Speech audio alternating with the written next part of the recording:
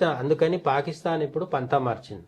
అయితే వాళ్ళకు భయం కూడా ఉంది, ఆపరేషన్ సింధూర్ అయిపోలేదు అని మోడీ, అమిత్ షా, లేకపోతే జయశంకర్ ఇట్లాంటి వాళ్ళందరూ చెప్తూ ఉండడం వల్ల అణుపరీక్షలు నిర్వహిస్తున్నారని స్వయంగా ట్రంప్ చెప్పడం జరిగింది.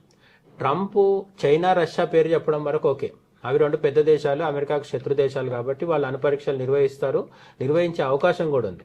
తర్వాత చెప్పాల్సిన పేరు ఇండియా కావాలంటే, కానీ ట్రంప్ ఇండియా పేరు చెప్పలేరు. ఏం చెప్పాడు, పాకిస్తాన్ నిర్వహిస్తుంది అన్నాడు. ఈ మధ్యకాలంలో పాకిస్తాన్ యాక్చువల్గా ట్రంప్కు ఫేవరెట్ దేశం. ఓకే, ఈయన వేసే ప్రతి బిస్కెట్ కోసం ఎదురు చూస్తున్న దేశాల్లో పాకిస్తాన్ ఫస్ట్ ఉంది. నోబెల్ బహుమతి ఇవ్వమని చెప్పి అడగకున్నా చెప్తున్నారు పాకిస్తాన్.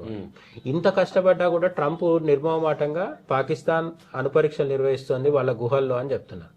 దానికి తగ్గట్టు ఆఫ్ఘనిస్తాన్లో భూకంపాలు వస్తున్నాయని మన దగ్గర కూడా కొందరు విశ్లేషకులు అనుమానాలు వ్యక్తం చేస్తున్నారు. మరి ఇది అణుపరీక్షలు ఎందుకు చేస్తున్నట్టు అంటే, పాకిస్తాన్ ఒకవేళ పూర్తిస్థాయి యుద్ధం వచ్చి భారతదేశంతో ఇంకా ఏం చేయలేని పరిస్థితి వస్తే అణుదాడికి కూడా సిద్ధపడుతుందేమో అనేది చాలా మంది అనుమానము.